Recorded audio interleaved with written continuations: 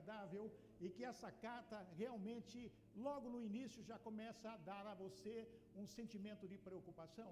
Alguém já recebeu? Já? Começa a ler. Boleto bancário, né?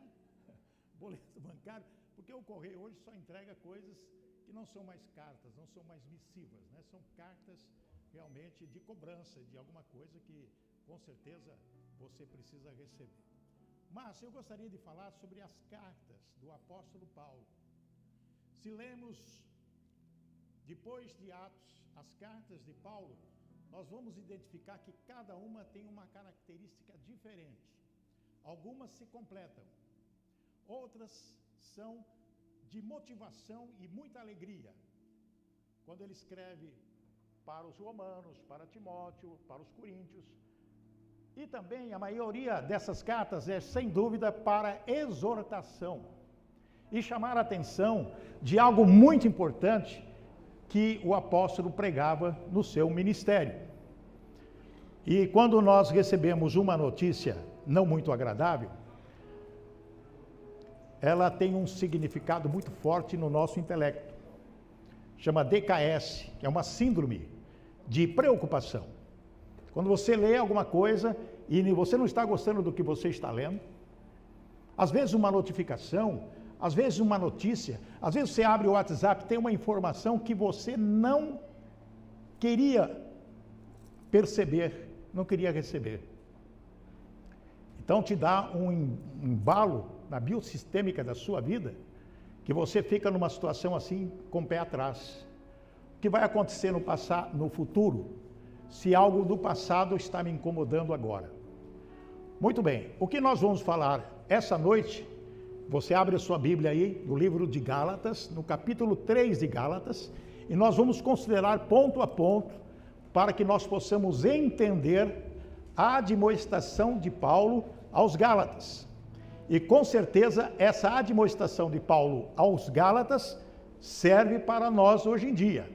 Porque se está na Bíblia, se Paulo escreveu, é para que nós possamos aprender a respeito daquilo que aconteceu no passado, para que nós hoje, no futuro, não recebamos nenhuma informação que nos dá o DKS, ou seja, a nossa ficar preocupados. Então nós temos que aprender a respeito disso. Abriu? Gálatas 3? Nós vamos falar primeiro, o primeiro ponto sobre a promessa de Deus e a fé de Abrão. Presta atenção, a promessa de Deus e a fé de Abrão. Quais são as promessas de Deus? Quando identificamos as palavras de Jesus Cristo no Evangelho, que durante um período de 3 anos e pouco, quando ele esteve com seus discípulos ensinando, curando, também admoestando, disciplinando, basicamente em várias ocasiões, nós temos que entender que essa preocupação que podemos ter quando lemos a palavra e identificamos a admoestação de Jesus Cristo e agora de Paulo, nós temos que ficar realmente atentos para não cair no mesmo erro daqueles irmãos do passado. Gálatas 3:1 diz assim: ó insensatos Gálatas. Veja bem, é uma carta que Paulo já escreve logo de início dizendo, admoestando aquele pessoal de algo interessante. Ó insensatos, ou quer dizer, fora da casinha, ou quer dizer, doidos, descuidados. Quem vos fascinou para não obedecerdes à verdade? Está dizendo que qual é a pessoa que te encantou, qual é a pessoa que te tirou do foco a respeito da verdade que é Jesus Cristo, perante os olhos de quem Jesus Cristo foi evidenciado, crucificado entre vós. Muito bem, quando nesse primeiro texto nós identificamos algo muito importante que nós devemos considerar. Já pensou, você recebe um WhatsApp, um e-mail dizendo, ô fulano de tal, você é um insensato. Você logo de cara vai receber um choque. Por que eu sou descuidado? Né? A palavra insensatos não indica falta de inteligência, mas falta de sabedoria. Porque todos nós temos a nossa inteligência, todos nós temos as nossas características e capacidades, mas às vezes falta-nos sabedoria para entender aquilo que está acontecendo no nosso dia a dia. E foi justamente isso que aconteceu. Paulo queria saber se era alguma espécie de feitiço que impedia os gálatas de se lembrarem do evangelho de Cristo na crucificação, que já havia sido representado ou pregado para eles. Paulo, característica de Paulo, ele pregava o evangelho tão bem, tão envolvente, que as pessoas viam Jesus Cristo na pregação dele. Ele era tão eloquente que, com certeza, quando ele pregava, as pessoas assumiam Jesus Cristo como Senhor da vida. E Paulo, ao escrever aos Gálatas, ele percebeu algo que não estava realmente de acordo, né? O apóstolo, ele usa como um jogo de palavras perante os olhos de quem estava ali para receber enfatizar a duplicidade entre uma coisa e outra, entre Jesus Cristo, entre a graça, entre a fé e entre a lei. Coisa que nós ficamos aqui preocupados, porque tem muitas pessoas que são envolvidas no mundo que vivemos de tal forma, os prazeres do mundo, que esquece o primeiro amor. Alguém já tem aqui filhos na fé? Quem tem filhos na fé? Muitas pessoas têm filhos na fé. Quem são os filhos na fé? São as pessoas que você prega a palavra, você ensina e você acompanha. E você vai acompanhando essa pessoa, dia após dia, vai ensinando, vai cuidando dela. Mas de repente você percebe que ela está descuidada com as coisas de Deus. Tudo aquilo que você ensinou, ela não está praticando. Então você fica o quê? Decepcionado. Foi o que aconteceu com o Paulo, né? Ficou decepcionado. Gálatas capítulo 3, versículo 2. Só quisera saber isto de vós: recebeste o Espírito pelas obras da lei ou pela pregação da fé? Quisera saber isso de vós. O apóstolo está dizendo, escreveu a carta. Queria saber isso de vós. Recebeste o Espírito pelas obras da lei ou pela pregação da fé? O que fazia Paulo? Ele colocava diante das pessoas, dos seus filhos na fé, justamente algo muito importante, que era a Cristo Jesus. Não a lei, mas pela graça. Esse versículo Paulo compara a obediência à lei com fé. Porque tem a lei de Deus. Se fôssemos cumprir a lei de Moisés, a lei mosaica, muito de nós padeceria. Se você lê Levítico, se você lê Deuteronômio, Números, você vai verificar que a lei era muito rígida. A lei era para condenação.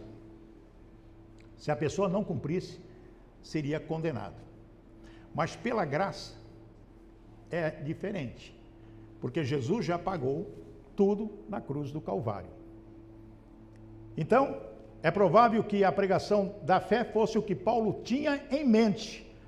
Em Romanos 10, 17 diz, quando disse Paulo, lá em Romanos capítulo 10, versículo 17, diz: de sorte que a fé é pelo ouvir, e ouvir pela palavra de Deus. Então, como que nós vamos ter fé? De que maneira nós vamos exercer a fé, essa fé vívica em Jesus Cristo? Através de ouvir a palavra, através da meditação da palavra, através da consulta e da pesquisa. Quando Deus diz que nós devemos meditar nela dia e noite, é uma realidade. Ler a Bíblia e meditar nela dia e noite nos traz o quê? Endorfina, uma alegria imensa de felicidade e de fortalecimento da nossa fé. É isso que faz.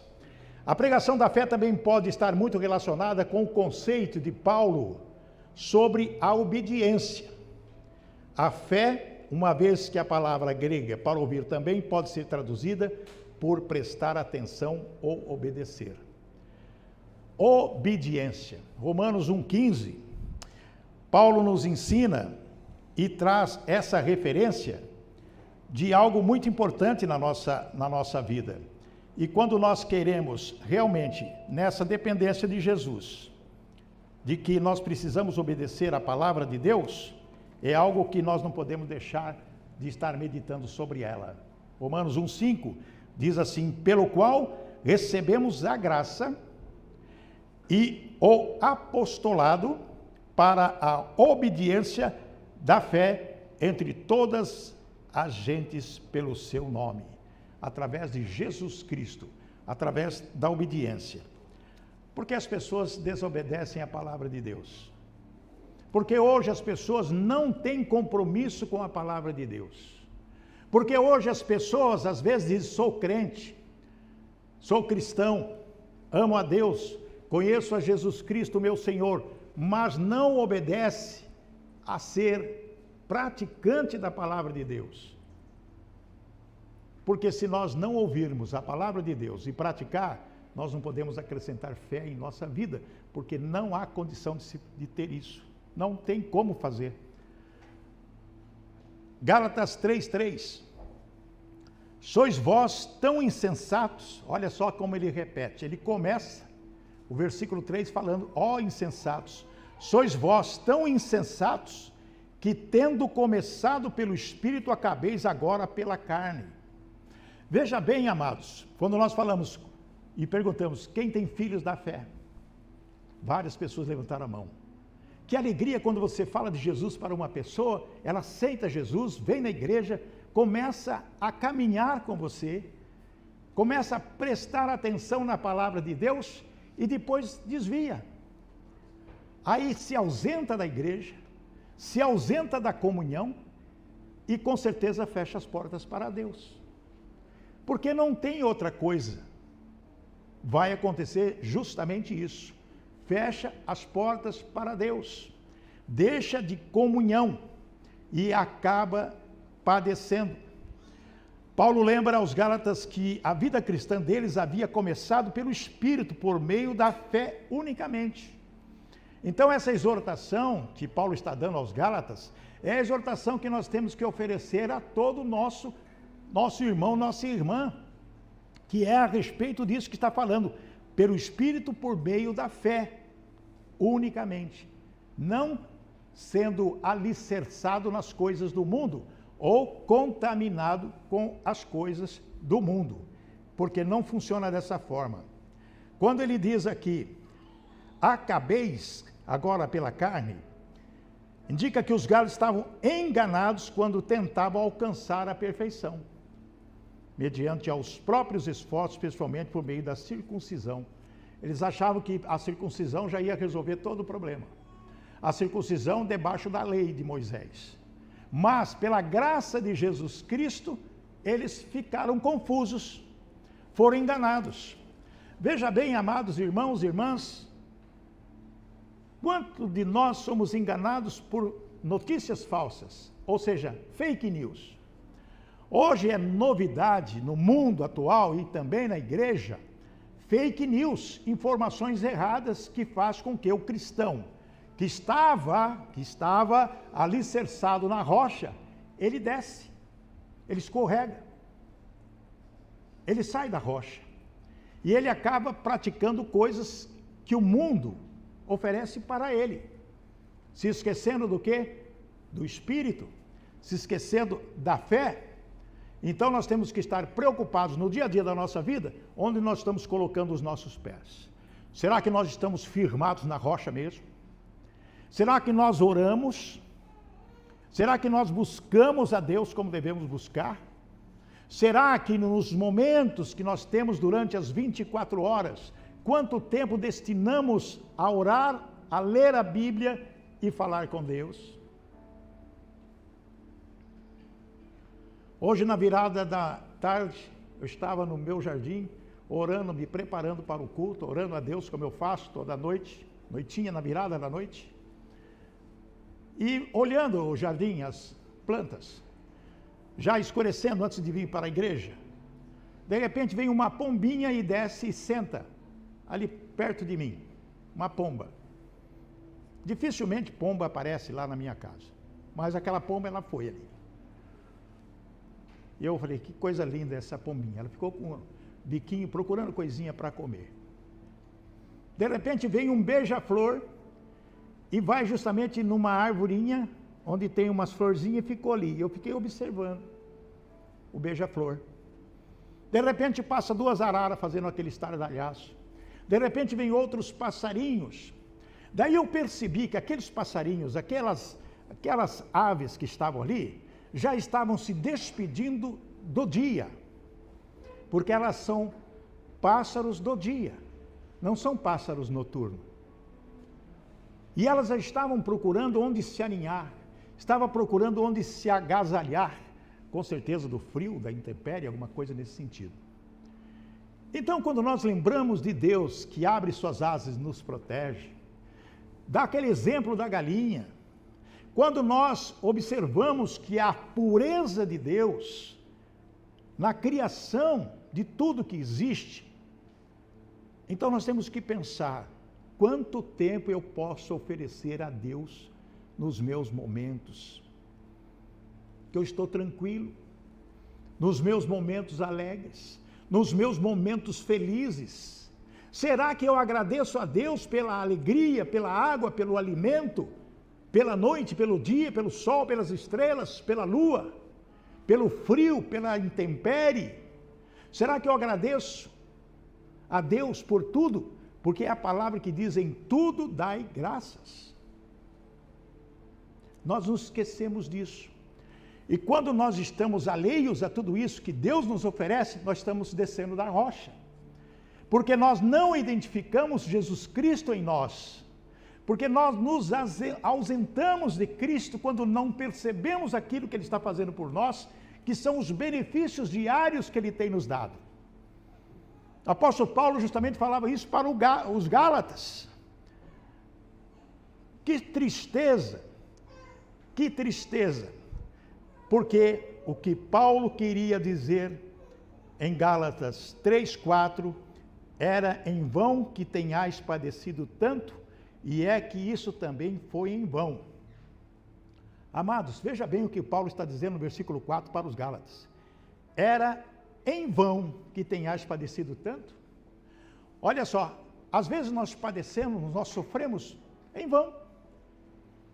Porque não cremos e não aceitamos aquilo que a palavra nos ensina. Se é que isso também foi em vão. Essa afirmação implica que os cristãos gálatas já haviam padecido um a um por sua fé, antes de serem enganados pelo falso evangelho. Eles já tinham caído do galho, o pé já tinha falseado, porque eles estavam mais na carne e na lei do que realmente naquilo que o Paulo ensinou através do evangelho. Então nós temos que estar o quê? Preocupados no dia a dia da nossa vida, onde nós colocamos o nosso pé. Onde nós estamos caminhando? Por onde estamos indo? Qual é a situação que nós estamos vivendo hoje? Será que nós somos realmente insensatos? Estamos sendo enganados por falso evangelho? Porque existem situações hoje, no dia a dia, na nossa vida, que existe o fake news evangelho. Existem tantas profetadas, tantas coisas na internet que confunde a cabeça do cristão se ele não estiver alicerçado em Jesus Cristo na rocha. Gálatas 3:5 diz, aquele pois que vos dá o Espírito e que opera maravilhas entre vós, o faz pelas obras da lei ou pela pregação da fé? Vou repetir. Está aí na sua Bíblia. 3:5. Aquele pois que vos dá o Espírito. Quem dá o Espírito? É Deus. É o Espírito Santo. E que opera o quê? Maravilhas entre vós. É Deus. É o Espírito Santo que opera maravilha entre nós. Ou seja, os milagres, os benefícios, as coisas que têm acontecido que nós às vezes nem percebemos que está sendo operado por Deus. Algumas pessoas falam assim, mas isso é coincidência. Isso tinha realmente que acontecer. E tem muitas pessoas que vêm falar, como falavam aos Gálatas, coisas terríveis. Olha, não é assim não. Você está contra a lei. Você está contra a lei. E as pessoas iam por esse caminho, esquecendo o quê? O ensinamento de Paulo. E diz, ou faz pelas obras da lei? Ele está perguntando aqui. Ou pela pregação da fé? O que Paulo queria dizer aqui com a operação de maravilhas é incerto. Talvez o fato de ser ressuscitado de uma experiência de quase morte, depois de ter sido apedrejado, está lá em Atos 14, 19 e 20, seja parte de que ele tinha em mente. Olha só o que aconteceu com Paulo em Atos 14, 20. Ele foi ressuscitado, quase morreu. 14, 20. Se puder abrir aí também para acompanhar.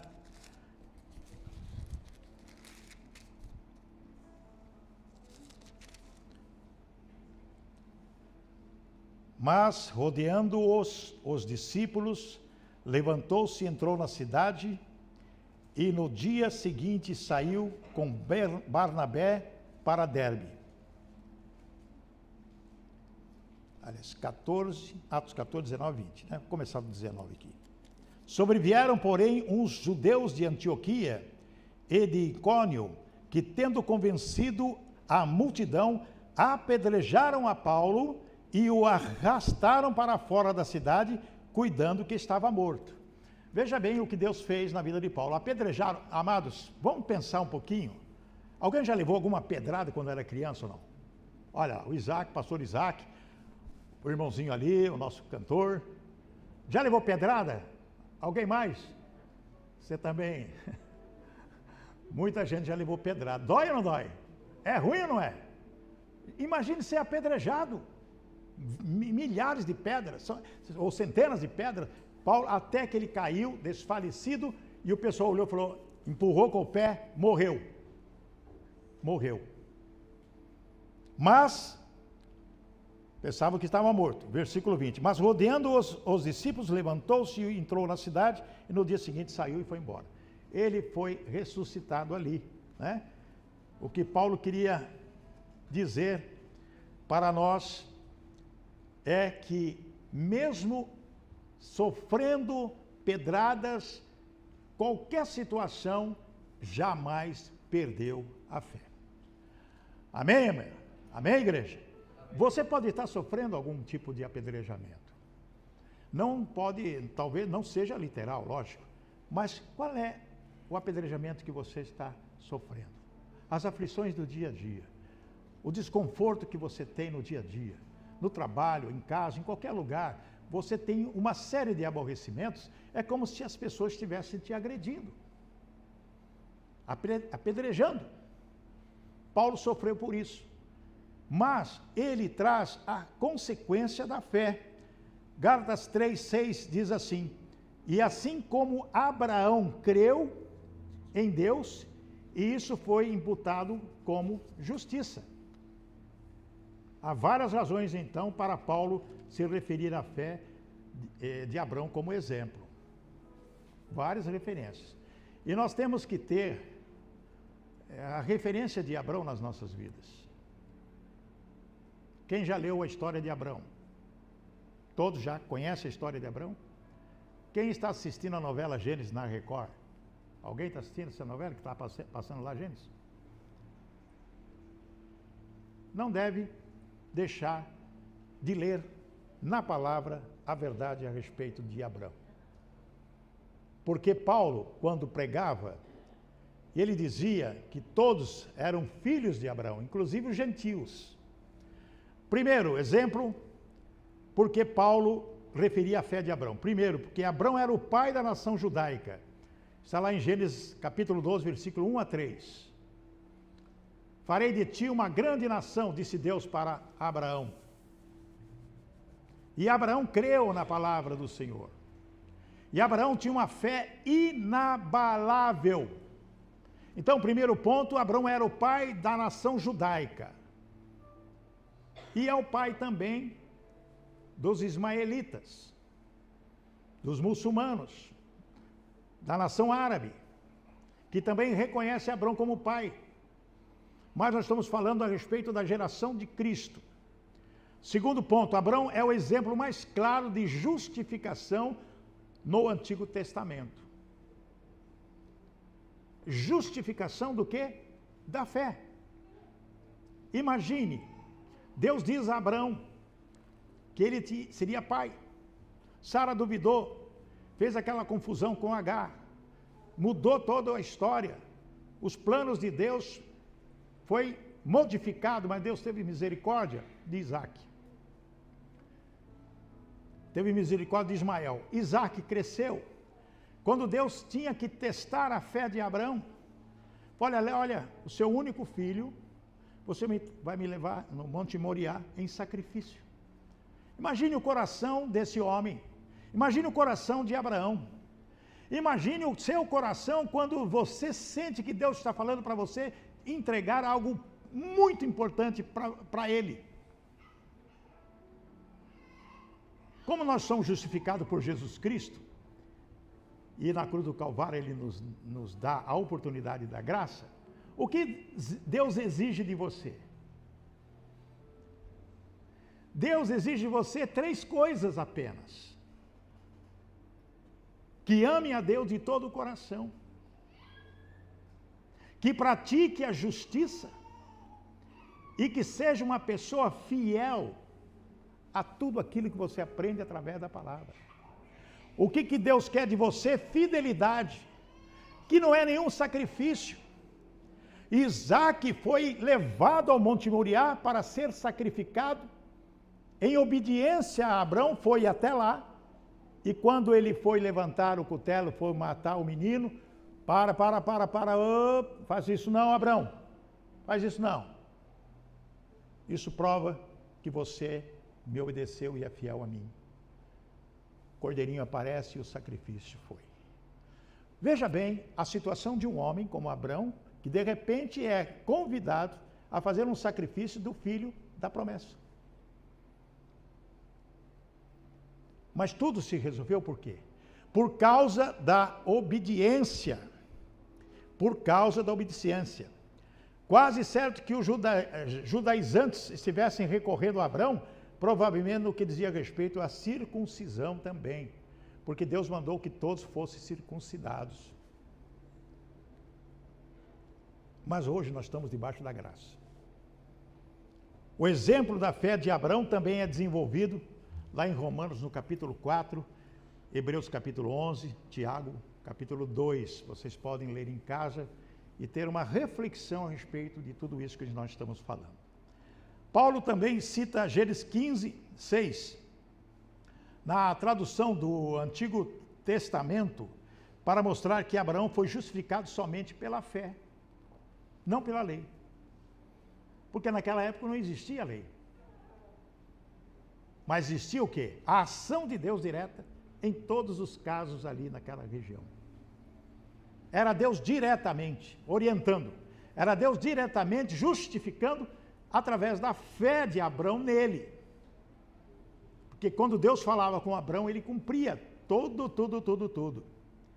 Esse versículo também expressa precisamente o que Paulo chamou de a verdade do Evangelho.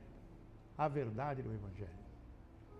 Quando nós identificamos que Cristo Jesus morreu na cruz, e algo muito importante nós temos que destacar, irmãos, que nós não podemos esquecer do Evangelho, do que Paulo pregou, através do ensinamento de Jesus Cristo aos Gálatas, aos Coríntios, Tessalonicenses, Colossenses, Paulo pregou a mesma coisa, da mesma maneira, envolvendo as pessoas naquilo que ele acreditava, que é a fé em Jesus Cristo. Lembramos de Jesus na cruz, naquele momento que ele estava ali, depois de açoitado, depois de ser quase que arrebentado, tudo quanto é jeito, ele diz: Pai, perdoa-os, eles não sabem o que fazem. É a essência do perdão nas nossas vidas. Quem somos nós, que somos justificados pela fé e cremos em Cristo, aprendemos o Evangelho, que não temos coragem de perdoar a quem nos tem ofendido? Se você não perdoa, você não vive. com Cristo. Não tem como. Pai, perdoa-os, eles não sabem o que fazem. Jesus nos ensina a oração modelo. Perdoa os nossos inimigos, as pessoas que nos ofendem, porque nós pedimos perdão a Deus. Nos perdoa, Senhor, da mesma forma que eu vou perdoar a quem tem me ofendido.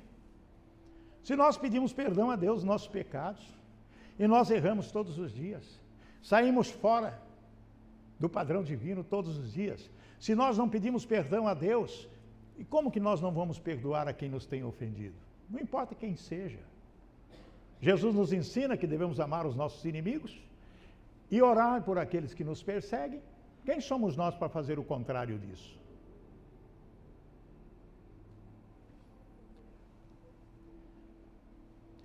Gálatas 3:7 diz assim: pois sabeis que os que são da fé são filhos de Abraão.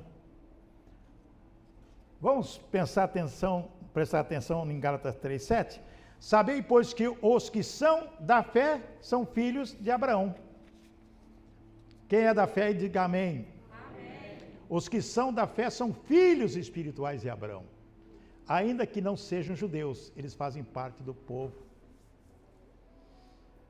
Amados, presta atenção. Alguém está me entendendo ou não? Sim ou não? Sim, amém. Tá? Vamos pensar um pouquinho.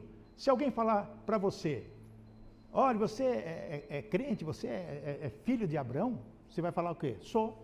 Nós somos filhos de Abraão. Nós somos a classe dos gentios. Porque aceitamos Jesus Cristo como Senhor da nossa vida. E quando nós aceitamos Jesus Cristo, o que acontece? Algo acontece maravilhoso na nossa vida. O que nós temos que fazer, né? Gálatas 3, 8 e 9. Vamos colocar 2 textos aqui. Ora, tendo a Escritura previsto que Deus havia de justificar pela fé os gentios, anunciou primeiro o Evangelho a Abraão, dizendo, olha que coisa interessante que Paulo está dizendo aqui.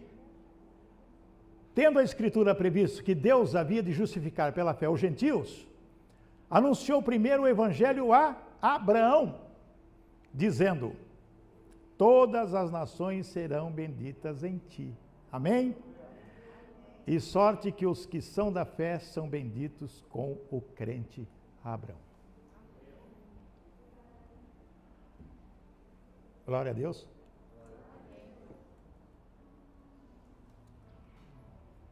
A Escritura é representada como um pregador que prenuncia que Abraão e seu exemplo de fé. Nós lemos em Gálatas 15:6, se tornariam uma bênção para, vamos ler, né, 15:6, se tornariam uma bênção para todas as nações com consequências para toda a vida. Amados, se nós observarmos a história, não vamos nem olhar para a história bíblica, porque todo mundo conhece, depois de Abraão, o que aconteceu. Mas vamos ver no segundo século para cá, o que aconteceu na história dos cristãos. O que nós temos passado de tempos em tempos.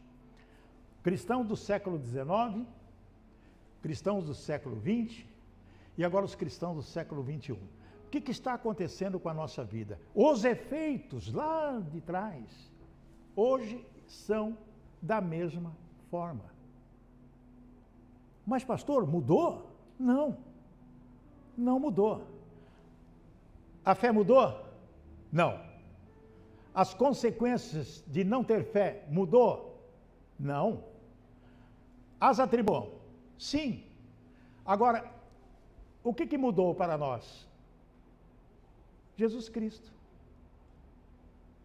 A fé daquele povo antigo não mudou. A nossa fé em Jesus Cristo teve uma reação positiva de o quê? Que estamos debaixo da graça. Amém, irmãos? Que estamos debaixo da graça. E temos a misericórdia de Deus. O pastor do Bíblia já pregou a diferença entre misericórdia e graça. Deus tem misericórdia de nós, porque senão nós seríamos consumidos. Mas como nós estamos debaixo da graça, nós temos um ponto a mais a agradecer a Deus por isso. E é a palavra de Deus que nos ensina dessa forma. Mas como? Gálatas 12, 3 ou Mateus 28, 19, que diz assim: enquanto o evangelho se propagasse, todos os que têm fé como Abraão teve e participam de sua condição como benditos. Porque foi Deus que diz: bendito será toda a sua geração, toda a sua descendência. Amados, benditos. É algo que enche o nosso coração de alegria. Benditos. Todos os que têm fé como Abraão teve, participam de sua condição de como benditos. O que é crente? O que é crente? Alguma pessoa às vezes tem vergonha quando alguém fala: você é crente? Aí a pessoa fala: não sou crente, não sou evangélico. Tem muitas pessoas que têm vergonha de falar que sou crente. Esse termo também poderia ser traduzido por fiel. Você é crente? Sim, sou fiel a Deus. Amém, irmãos? Amém. Sou crente em Deus. Sou fiel a Deus. E por ser fiel a Deus, eu tenho que ter o quê? Alegria na vida. Mas o contexto favorece crente ou cristão? Essa é a única forma em que a palavra é usada em Gálatas. Crente e cristão. Nós já lemos aqui, lá em Atos dos Apóstolos, capítulo 11, versículo 26, que lá em Antioquia, eles aprenderam a palavra que foi ensinada por Paulo, Pedro e os apóstolos durante 1 ano. E depois de 1 ano eles se tornaram o quê? Cristãos, porque foram batizados. Marcos 16, 16, olha o que diz aqui. Nós temos que aprender e meditar sobre a palavra, e às vezes esquecemos da palavra de Deus, o que significa para nós e a importância que é na nossa vida. Marcos 16, 16.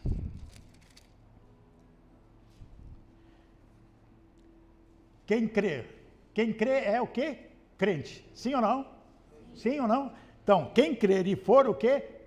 Batizado, será salvo. Mas quem não crer será o quê? Condenado.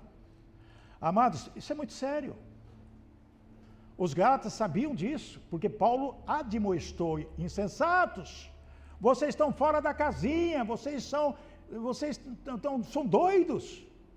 O que está acontecendo com vocês? E tudo aquilo que eu ensinei a vocês, vocês não estão praticando, vocês saíram fora do alicerce da rocha. Quem crer e for batizado será salvo, mas quem não crer será o quê? Condenado. Está aqui, palavra de quem? Jesus.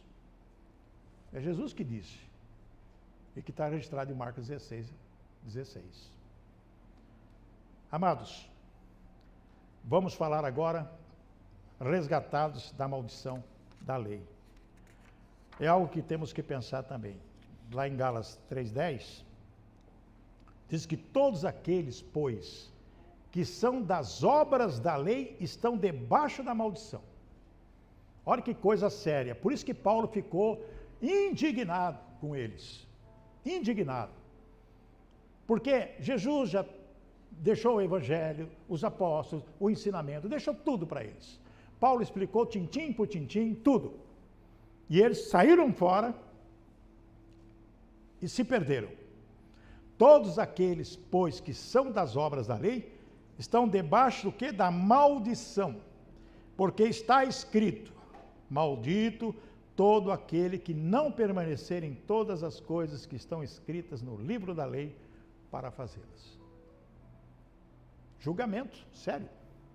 Estar debaixo da maldição por tentar ser justificado pelas obras da lei é comparado com ser abençoado como um cristão. Porque nós estamos debaixo do quê? Da graça, não mais da lei. A citação de Deuteronômio, capítulo 27, versículo 26, diz que aquele que não cumpre toda a lei é maldito. provando que todos que seguem estritamente a lei são malditos, porque todos estão aquém dos padrões da lei. Está lá em Deuteronômio. Era condenação para aquele povo. E parecia que Gálatas, o povo de Gálatas, estava atrás dessa lei, incorporando a maldição em suas vidas, esquecendo todo o ensinamento do apóstolo Paulo. Em Gálatas 3, 11 e 12 diz: é evidente que pela lei ninguém será justificado diante de Deus, porque o justo viverá pela... Muito fraco, hein?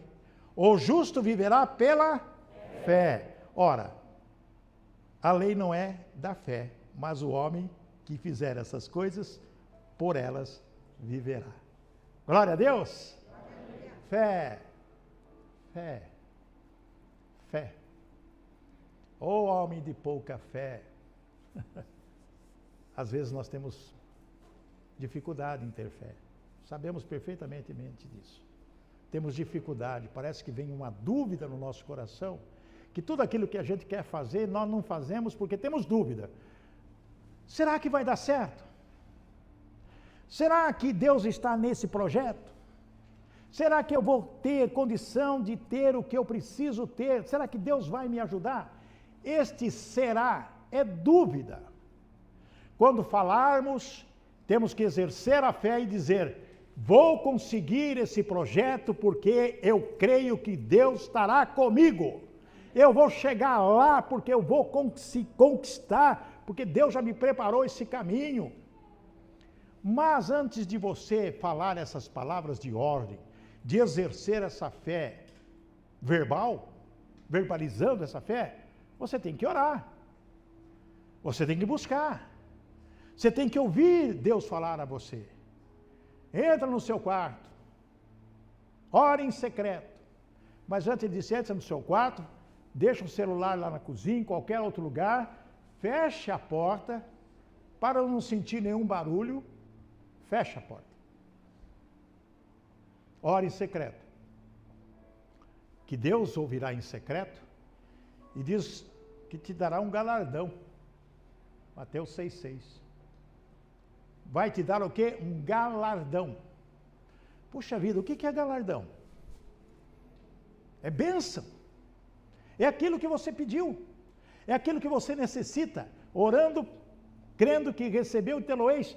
Jesus mesmo disse isso, que nós devemos exercer a palavra com fé e não duvidar no nosso coração para ter o que nós precisamos ter. Ora, a lei não é da fé, mas o homem que fizer essas coisas, por elas viverá.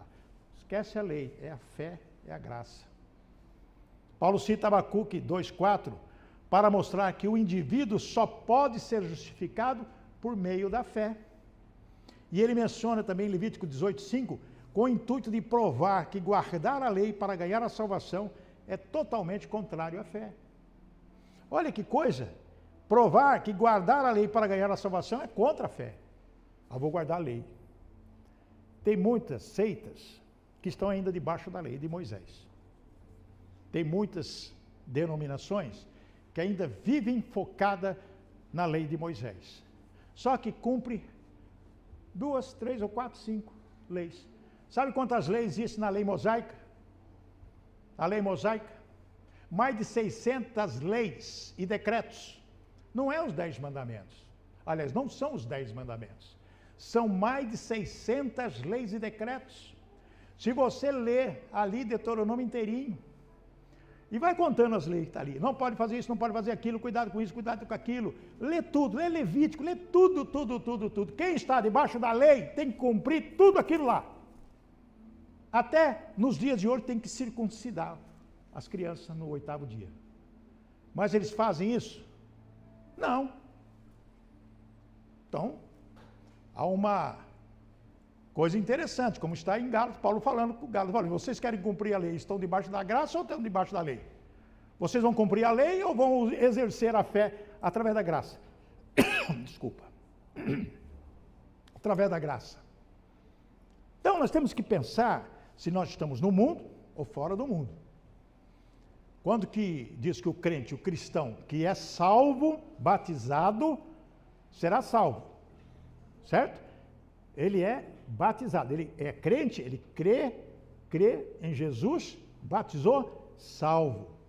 Bom, se somos crentes e batizados, somos salvos, por que nós vamos fazer diferente do que nós aprendemos? Por que nós vamos ficar no pé no mundo ou pé em Jesus Cristo, na igreja? Né? Olha o que diz aqui em Gálatas 3, capítulo 13, versículo 14. Nisto nos resgatou da maldição da lei. Falando de Jesus. Fazendo-se maldição por nós, porque está escrito, maldito todo aquele que for pendurado no madeiro. Gente, está falando de quem? De Jesus Cristo. Veja bem, Jesus Cristo pagou na cruz do Calvário, se fez maldição no nosso lugar. Lá, pregado na cruz, foi açoitado, foi machucado de tudo quanto é jeito, foi humilhado. Foi humilhado. E perdoou todo mundo. Por que ele fez isso? Para que a bênção de Abraão chegasse aos gentios por Jesus Cristo e para que pela fé nós recebamos a promessa do Espírito. Amém? Gálatas, capítulo 3, versículo 13 e 14. Está escrito isso aí. Será que nós seguimos a Jesus Cristo como Ele quer que sigamos? Jesus Cristo, lá no capítulo João 13, fala a respeito de uma ação que Jesus demonstrou e que para nós tem muito valor quando nós reconhecemos que Jesus Cristo é o nosso Senhor. Quando você bate no peito e diz assim, Jesus Cristo é o meu Senhor. Jesus Cristo é o meu Jesus que eu amo tanto, que eu respeito tanto, que eu adoro tanto. Jesus, o que Ele fez por mim, ninguém fez e ninguém fará. Ele estava reunido com seus discípulos. De repente, Ele pega uma bacia de água, põe uma toalha aqui, o ombro, cinge uma toalha. E Ele vai, no primeiro discípulo, segundo discípulo, terceiro discípulo, lavar os pés dos discípulos. Quem lava o pé dos discípulos? Quem lava o pé dos discípulos e mostra essa que está se humilhando, que é o servo mais humilde que existe, lavar aqueles pés cascorento. Imagina o pé do Pedrão lá, que eles andavam sandália, andavam para tudo quanto é lado, aqueles pés sujos. E Jesus foi lá e lavou esses pés deles. Quem naquela época lavava os pés dos seus senhores era o mais humilde servo. Quando os patrões, os senhores chegavam das suas andanças, chegavam com os pés tudo encardido, o mais humilde do servo ia lá e lavava os pés do seu senhor. E Jesus fez isso. E a palavra diz ainda, sei lá, João 13, Jesus faz, vocês têm que fazer isso também. Você tem que lavar o pé dos seus irmãos.